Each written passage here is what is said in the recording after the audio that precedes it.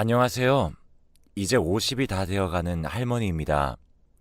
요즘 같은 세상에 나이 50도 안 된 제가 할머니라고 하니 우스우실 텐데요. 제가 딸을 일찍 낳았는데 제 딸도 저처럼 손주를 일찍 낳아서요. 진짜 할머니 소리를 듣고 산답니다. 저는 18살에 딸을 임신했습니다. 전 부모님이 안 계시고 할머니 밑에서 자랐었는데요. 할머니가 돌아가시고 제가 한동안 밥도 제대로 못 먹다가 먹으려니 헛구역질이 너무 심하게 나더라고요. 단순히 오랜만에 밥을 먹다 보니 그런 줄 알았는데 몇 번을 그러고 배도 불러오는 것 같아 이상해서 병원을 가보니 임신이었습니다. 남자친구는 그때 성인이었고 저희 지역에서는 이름만 대면 알아주는 명문대 학생이었어요. 남자친구는 자신이 학교를 자퇴하고서라도 일을 해서 저와 제 아이를 먹여 살리겠다고 했었죠. 그런데 그게 말처럼 쉽나요? 아직 군대도 가야 하고 앞길이 창창한 자기 아들 미래를 제가 망친다며 남자친구의 부모님이 찾아오셨습니다. 애를 지우라면서 돈도 들고 오셨죠. 하지만 그때는 이미 아이를 지울 수도 없을 정도로 뱃속에 아이가 자랐었고 저도 이미 고등학교도 그만두고 아이를 기르려 마음도 굳게 먹은 참이었습니다. 하지만 남자친구의 부모님은 어디서 부모도 없는 고아가 남의 아들 인생 망치려 한다며 매일같이 찾아오셔서 아이를 지우든 자기 아들한테 헤어지자고 하든 자기 아들 발목 잡는 짓은 하지 말라고 하셨죠. 그러다 남자친구가 저희 집으로 들어와서 함께 살자며 짐을 옮기고 있었는데 부모님이 무슨 짓이냐며 남자친구를 그대로 집으로 데려가 군대로 보내버리셨습니다. 물론 군대를 갈 날이 얼마 남지 않았긴 했었지만 그렇게 남자친구마저 떠나고 나니 남자친구의 부모님은 돈을 쥐어주며 이사가라며 더 좋은 집으로 보내주겠다고 저를 설득하셨습니다. 사실 협박에 가까웠어요. 당장 이사를 가지 않으면 자기들이 제 인생도 망쳐버리겠다고 말했었죠. 지금 생각해보면 그 사람들이 뭐라고 제가 겁에 질려 이사를 갔나 싶어요. 그땐 너무 어렸고 딸아이를 지켜야 한다는 생각에 사로잡혀서 남자친구네 부모님이 하라는 대로 저는 멀리 떨어진 동네로 쫓겨가야만 했습니다. 그래도 이사할 집은 말씀해 주신 대로 해주셨어요. 다행히 아이가 태어나고 추위에 떨어야 할 일은 없었습니다. 하지만 아이를 먹여 살리려면 일을 해야 했어요. 아직 고등학교도 제대로 졸업 못한 어린애가 할 수 있는 일은 한정적이었죠. 거기에다 갓난아기가 딸려 있어 밖에 나가서 하는 일도 못하니 집에서 부업으로 볼펜 조립을 하는 일을 했습니다. 그리고 아이가 중학생이 되었을 무렵엔 저와 같은 인생 말고 제대로 배우고 대접받고 일하면서 살았으면 해서 비싸고 유명한 학원도 보내고 그 돈을 마련하기 위해 밤낮 없이 일했습니다. 그래서 돈 번다고 어렸을 때부터 딸을 제대로 챙겨주지도 못했습니다. 딸의 학교 운동회는 물론이고 졸업식도 한 번도 직접 가보지 못했습니다. 그래서인지 중학교 때부터는 딸과 저는 말 한마디도 못하는 날도 있었어요. 그래도 딸은 사고도 한 번 안 치고 착하게 자라주었어요. 대학교도 이름만 대면 누구든 알만한 좋은 학교로 갔죠. 하지만 딸은 자기 엄마 팔자를 닮는다고 하는 말이 틀린 말이 아닌지 아직 20대 초반의 창창한 나이에 딸은 돌연 결혼을 하겠다고 나섰습니다. 요즘 20대 초반이면 얼마나 어린 나이입니까? 하지만 다짜고짜 내년에 당장 결혼을 하겠다며 결혼할 사람이 있다고 했습니다. 거기다 이미 임신을 했다고 하며 이미 뱃속에 3개월 된 아이가 있다고 했습니다. 저는 기함을 하며 그게 무슨 소리냐며 아직 나이도 어린데 무슨 벌써 결혼을 하냐면서 대학교도 졸업하고 찬찬히 생각해보라고 했지만 딸에게는 씨알도 안 먹혔습니다. 딸은 꿈쩍도 하지 않고 제가 반기지 않을 걸 알면서도 남자친구를 기어코 집으로 데려왔습니다. 인사도 안 드리고 결혼할 수는 없지 않냐면서요. 그러면서 엄마도 어린 나이에 자기를 낳아놓고 왜 자기는 허락을 안 해주냐며 화를 냈습니다. 자기를 일찍 낳은 걸 후회해서 지금 자기 결혼도 막는 거냐면서요. 전 딸을 낳고 단 한 번도 후회해 본 적이 없어요. 그런데 딸이 그렇게 말을 하니 제가 말문이 턱 막히더군요. 딸을 낳고 후회한 적은 단 한 번도 없지만 그렇다고 마냥 쉬운 삶은 아니었으니까요. 나름대로 설명을 하려고 했지만 딸은 이미 귀를 닫은 후였습니다. 그저 한 번만 제대로 만나만 보고 인사라도 하게 해달라고 했어요. 한 번 만나서 이야기 나눠보면 분명 엄마도 결혼을 허락할 거라면서요. 저는 하는 수 없이 못 이기는 척하고 한 번만 만나보기로 했습니다. 그런데 딸이 남자친구라고 데려온 사람을 살펴보니 꽤나 나이가 들어 보였어요. 이야기를 들어보니 딸보다 딱 10살이 많다고 하더라고요. 딸보다 저랑 나이 차이가 적은 사람이 남자친구랍시고 저에게 결혼을 허락받으러 온 상황에 너무 어이가 없었습니다. 하지만 남자친구라는 사람은 그래도 생각이 박혀 있었는지 제가 허락하지 않으면 결혼하지 않을 거라면서 허락해 줄 때까지 기다리겠다고 했습니다. 오히려 제 딸이 둘이서 결혼하는데 왜 엄마 허락이 필요하냐면서 철부지 소리를 해댔죠. 처음에는 딱 잘라 안 된다고 말할 참이었지만 그래도 가만히 앉아서 이야기를 들어보니 정말 딸 말대로 참 괜찮은 사람이더군요. 조금 생각해 보겠다고 했습니다. 딸은 생각해 보겠다는 제 말에 궁시렁댔지만 남자친구라는 사람은 차분히 그럼 천천히 생각해 봐달라고 하더군요. 그 이후로 가끔씩 저희 집에 들러 저녁도 먹고 주말이면 저희 집에 와서 고장난 것들을 고쳐주기도 했습니다. 참 순박한 모습에 저도 결국엔 결혼을 허락해 주었습니다. 알고 보니 남자친구 쪽 부모님은 3년 전에 교통사고로 돌아가셨다고 하더라고요. 그때 남자친구 부모님이 잠시 중환자실에 입원하시는 동안 제 딸이 그 병원에서 간호실습을 하고 있었어요. 남자친구의 부모님은 며칠 지나지 않아 돌아가셨지만 제 딸이 그 잠깐 동안 매번 아무것도 하지 않고 넋놓고 있는 자신에게 매번 먹을 것을 쥐어주며 챙겨주었다고 했어요. 그리고 부모님이 돌아가시고 병동에 있는 제 딸에게 감사 인사를 하며 연락처를 주고받았고 그 이후로 연인으로 발전했다고 합니다. 사람도 참 괜찮은 사람인 것 같았고 딸도 한 학기만 다니면 졸업이라 학교만 졸업하고 결혼식을 올리고 그 후에 혼인신고를 하라고 했습니다. 태어날 아이는 일단 사위될 사람의 호적에 올리기로 했었고요. 하지만 제가 계속 일을 다녀야 하니 집에서 딸을 제대로 챙겨주지 못했어요. 그래서 사위와 살림을 합쳐 조금 더 넓은 집으로 이사를 갔습니다. 딸은 임신한 것 치고 배가 많이 부르지도 않았고 학교 수업도 별로 없어서 집에서 쉬며 태교에 집중했습니다. 사위도 퇴근할 때마다 꼭 딸에게 먹일 과일이나 작은 선물들을 사왔습니다. 알콩달콩 잘 사는 모습을 보고 있으니 그나마 마음이 놓였어요. 사위가 있으니 집에서 웃음소리가 끊이질 않았습니다. 사위를 허락하길 잘했다는 생각이 절로 들었습니다. 제가 일을 끝마치고 집에 돌아올 때면 가끔 딸과 일찍 퇴근한 사위가 저를 데리러 오기도 했습니다. 저도 사위 덕에 가족이라는 것이 무엇인지 태어나 처음으로 느껴보았습니다. 하지만 그 행복도 그리 오래가지 못했어요. 딸은 졸업과 출산을 앞두고 결혼식을 어떻게 할지 찾아보기 급급했습니다. 워낙에 완벽을 추구하던 딸이라 남에게 보이는 결혼식은 제대로 올리고 싶어 했죠. 집 근처에서 웨딩 박람회가 열린다는 소식에 저와 함께 가기로 했었지만 갑자기 가게 사장님이 나와줄 수 있냐는 부탁에 딸 혼자서 박람회로 향했습니다. 저는 출근하자마자 정신없이 밀려드는 손님들의 시간이 어떻게 가는지도 모르고 일했습니다. 하지만 퇴근하며 휴대폰을 보니 부재중 전화가 수도 없이 찍혀 있었습니다. 모르는 전화번호와 사위의 부재중에 번갈아가며 찍혀 있었어요.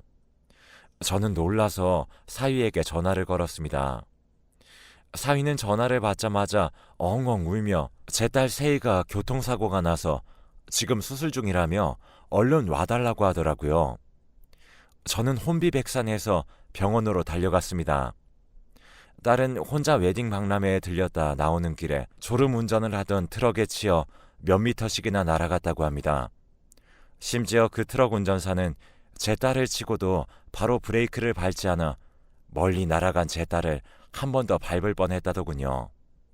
사위가 병원에 도착했을 때에는 이미 딸도 뱃속의 아이도 너무 위급해 딸 상태가 어떤지 제대로 보지도 못하고 급하게 수술 동의서를 쓰고 바로 수술에 들어갔다고 합니다. 그렇게 수술에 들어간 지 5시간이 지나서야 제 딸은 겨우 살아 돌아왔습니다. 뱃속의 아이도 딸을 수술하기 전에 먼저 제왕절개로 꺼냈다고 하더라고요. 아이의 상태는 다행히 건강했습니다. 하지만 문제는 딸이었습니다. 다음 달이면 졸업과 결혼식을 앞두었던 딸은 쉽사리 일어나지 못했습니다. 심지어 깨어나도 하반신 신경이 거의 다 손상돼서 걷지 못할 수도 있다는 의사의 말에 저는 울음을 터뜨릴 수밖에 없었습니다. 2주 만에 깨어난 딸은 눈을 뜨자마자 오열했어요. 의사의 예상대로 다리에 전혀 힘이 들어가지 않는다며 자기 인생은 이제 끝났다고 이렇게 살 바에야 죽어버리겠다는 말을 쉴 새 없이 내뱉었습니다. 사위는 그런 딸을 어르고 달랬지만 딸의 흥분은 쉽사리 가라앉지 않았습니다. 오히려 딸에게 다가갈수록 더 큰 소리로 사위를 멀리 떨어뜨려 놓으려 안달이었죠. 딸은 태어난 손녀도 제대로 돌보지 않았습니다. 방 안에 틀어박혀 하루 종일 울다가 물건을 집어던지다 결국 제 화를 못 이겨 잠드는 일들을 반복했습니다. 사위는 그런 딸이 던지는 물건들을 온전히 몸으로 받아내다 보니 하나둘씩 상처가 늘어갔습니다. 사위를 볼 때마다 제가 다 미안해질 정도였습니다. 사고 이후 저희 집에서는 더 이상 웃음소리가 들리지 않았습니다. 다들 몰라볼 정도로 수척해져 갔고 간간히 딸과 손녀의 울음소리만 들릴 뿐이었습니다. 심지어 아직 혼인신고도 하지 않은 사위에게 너무 미안했습니다. 사실 등본을 떼보면 남이었는데도 저보다 더 딸을 챙겨주고 있었습니다. 그래서 매번 사위가 살림에 보태겠다는 돈도 받지 않고 어떻게든 제 힘으로 살림을 꾸려나가고 있었어요. 그러던 어느 날 새벽에 어디선가 부산스럽게 움직이는 기척에 도둑이 들었나 싶어 잔뜩 긴장하고 슬그머니 거실을 들여다봤습니다. 커다란 그림자가 움직이는 것을 보고 급하게 휴대전화를 꺼내들고 신고하려고 했습니다. 그러자 그림자는 순식간에 저에게로 달려들어 제 손목을 붙잡더군요. 놀라서 소리를 지를 뻔했는데 제 입을 막으며 장모님이라 부르는 소리에 사위인 것을 알았습니다. 그리고 사위는 숨 쉴 틈도 없이 저에게 말했습니다. 장모님, 제가 지금 회사에서 2년 동안 필리핀 출장이 잡혔어요. 근데 세희한테는 제가 도망간 거라고 말해주세요. 물론 여기 편지도 같이 전해주시고요. 그러면 세희 성격에 분해서라도 이 상황을 딛고 일어날 거예요. 장모님 알고 계셔요. 딱 2년이에요. 가끔씩 연락드릴게요. 그러고선 저에게 이미 자기 몫의 빈칸은 모두 채워진 혼인신고서를 지어주었습니다. 제가 얼떨떨하게 있는 사이에 사위는 저에게 인사를 하고선 집을 나갔습니다. 그리고 제 손에 쥐어진 것을 확인해보니 혼인신고서 말고도 저에게 쓴 편지와 두둑하게 들어있는 돈 봉투가 있었습니다. 편지에는 자신이 돌아올 2년 동안 살림에 보태라며 돈을 넣어둔다며 원래는 결혼식을 올리고 드리려 했던 돈이라며 이미 자기는 제 사위인 몸이니 마음 불편하게 생각하지 말고 돈을 받아달라고 적혀 있었습니다. 그 새벽에 편지를 몇 번을 곱씹으며 어쩌다 이렇게 된 건지 서러워져 새벽에 깬 손녀의 울음소리에 저도 그만 눈물을 흘리고 말았습니다. 손녀를 어르고 달래면서도 제 눈물은 쉽사리 그치지 않더군요. 한참을 울고 나니 오히려 머릿속이 개운해지면서 사위가 이렇게까지 노력하는데 저도 딸이 다시 일어설 수 있도록 노력해야겠다고 굳게 마음을 먹었습니다. 그 다음날 사위의 편지를 읽은 딸 덕분에 집은 또다시 뒤집어졌습니다. 딸은 사위에게 전화를 걸어댔지만 몇 번이고 없는 번호라는 안내 멘트가 나오자 딸이 도끼를 품고 온 집안 물건을 던져댔습니다. 이제는 그 물건들을 제 몸으로 받아줄 사위가 없으니 제가 딸을 붙잡고 말려야 했습니다. 거기다 사위가 쓰고 간 편지를 몇 번을 읽어내리고선 남편을 찾아 나서야겠다며 막무가내로 휠체어를 끌고 집 밖으로 나가려고 했습니다. 하지만 지금까지 집에만 있었으니 휠체어를 혼자서 움직이는 것조차 쉽지 않았습니다. 그러자 딸은 혼자서 씩씩거리다 재활치료를 받으러 가겠다고 했습니다. 몇 달을 설득해도 절대 안 갈 거라며 이대로 죽어버릴 거라고 하던 딸이 정말 사위가 말한 대로 하니 마음을 굳게 먹은 것이었습니다. 딸은 그 이후로 죽기 살기로 이 악물고 재활 운동을 했습니다. 그렇게 재활 치료를 시작한 지 6개월 만에 딸은 누군가의 도움 없이 일어섰습니다. 물론 1분도 채 채우지 못하고 다시 주저앉았지만요. 하지만 그때부터 딸은 무섭도록 치료에 전념하였습니다. 도망간 그놈 꼭 찾아가서 잡아다가 왜 그랬냐며 따져 묻겠다면서요. 저는 틈틈이 사위와 연락을 주고받으며 손녀와 딸이 어떻게 지내고 있는지 가끔씩 사진을 찍어 보내주었습니다. 사위도 자기는 잘 지내고 있다며 생각보다 일이 진행이 빨라서 한국에 조금 일찍 들어올 수도 있을 것 같다는 이야기도 전해주었습니다. 그 이야기를 전해주었을 때쯤에는 딸도 조금씩 난간을 붙잡고 걸을 수 있을 정도였습니다. 사위가 돌아올 때면 딸도 완전히 혼자 걸을 수 있을 것 같았죠. 사위가 돌아오면 딸이 어떤 반응일지 궁금해 입이 근질거려 딸에게 비밀로 하는 것이 제일 고역이었습니다.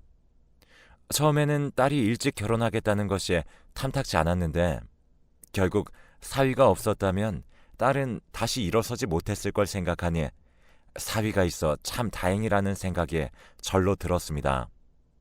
남자 보는 눈 하나는 기가 막힌 걸 보니 제 딸이 제 팔자를 닮진 않았나 봅니다. 그리고 기다리던 사위가 돌아오는 날에 맞춰 딸과 저는 여행을 가기로 했습니다. 사위가 비행기에서 내리는 시간에 맞춰서 공항으로 향했습니다. 딸은 꿈에도 모르고 있는 걸 보니 자꾸 웃음이 새어나왔지만 딸은 제가 그저 여행을 가서 신이나 웃는 줄로만 알았습니다. 그렇게 공항에 도착해서 저희는 출국장 앞으로 향했습니다. 딸은 왜 비행기는 타지 않고 이리 오냐며 저를 타박했지만 저는 억지를 써가며 이곳이 비행기를 타는 곳 아니냐며 우겼습니다. 거기까지는 변명거리를 생각해 놓지 않아 땀을 삐질 흘렸죠. 그러던 중 출국하는 사람들 사이에서 사위가 나타났습니다. 딸은 처음에는 사위를 보지 못하고 저만 닥달하다가 사위가 저희 쪽으로 다가오자 하던 행동을 멈추고 자기 남편만 바라보더군요. 그리고선 몇 초도 지나지 않아 이제 막 걸을 수 있는 그 다리로 남편에게로 뛰어갔습니다. 어디서 그런 힘이 솟았는지 2미터 채 되지 않는 거리를 뛰어서 달려가다 그만 남편을 코앞에 두고 고꾸라질 뻔했습니다.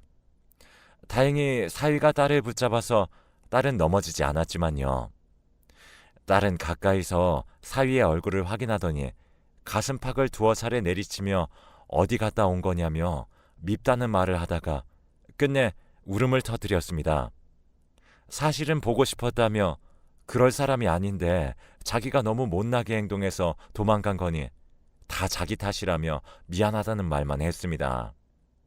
사위는 그런 딸을 꼭 안아주며 결국 다시 일어설 줄 알았다며 이제는 다시 어디 갈 일 없으니 평생 함께 하자고 하면서 반지를 꺼내들고 제 딸의 손에 끼워주었습니다. 2년 전에 올리지 못한 결혼식을 이제는 올리자고 하니 딸은 숨이 넘어갈 듯 울어댔습니다.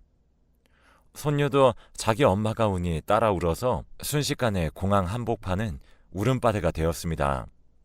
그리고 저도 이날을 위해 간직하고 있었던 혼인신고서를 꺼내들어 사위의 손에 쥐어주었습니다. 사위는 곧바로 이제 여기 있는 빈칸에 반만 채워주면 된다면서 혼인신고서를 펼쳐들어 딸에게 보여주었습니다. 그러자 딸은 울음도 멈추고 놀란 표정을 짓더니 그럼 이렇게 된 김에 지금 혼인신고하러 가자며 사위의 손을 이끌었습니다. 저희는 울다가 딸의 행동에 빵 터져서 웃으면서 그러자며 곧바로 주민센터로 갔습니다. 그리고 저희는 호적상으로도 가족이 되었습니다. 집으로 돌아오는 길에 딸은 어떻게 자기를 감쪽같이 속일 수 있냐면서 투정 아닌 투정을 부렸지만 그리 길게 가진 않았습니다. 자기도 왜 우리가 그런 행동을 해야만 했는지 대충 아는 눈치였어요. 그동안 사위는 어떻게 지내냐 물으니 회사에서 새로 시작하는 사업을 자기가 맡아서 하느라 눈코 뜰 새 없이 바빴다고 했습니다. 영 그곳 음식도 입에 맞지 않아 초반엔 너무 힘들어서 한국 음식만 찾아 먹었다며 자기가 살이 쏙 빠지지 않았냐면서 농담도 던졌습니다.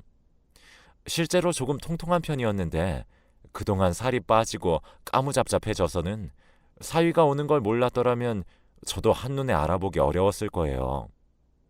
그렇게 저희는 2년 만에 함께 웃으면서 저녁 식사를 하고 집으로 돌아왔습니다.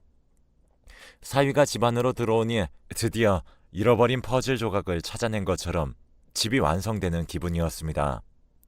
손녀도 그걸 느꼈는지 간만에 울음도 터뜨리지 않고 배시시 웃기만 했습니다. 딸의 사고 이후로 다시는 느낄 수 없을 거라 생각했는데 결국 사위 덕에 본래 자리로 돌아올 수 있었네요. 다시 느끼는 거지만 사위가 참 복덩이 같아요. 그 일이 있고 벌써 5년이나 지나 딸도 30을 넘긴 나이가 되었지만 그 이후로 저희 집에서는 웃음이 끊이질 않습니다. 앞으로도 이렇게 행복한 날만 남은 것 같네요. 여러분들도 행복한 가정 이루시길 바랄게요.